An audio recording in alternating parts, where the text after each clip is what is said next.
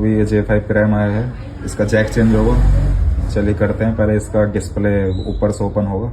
तो डिस्प्ले हमने इसका निकाल लिया है, अब देखिए करते हैं हम जैक चेंज। तो यह है इसका चार्जिंग जैक।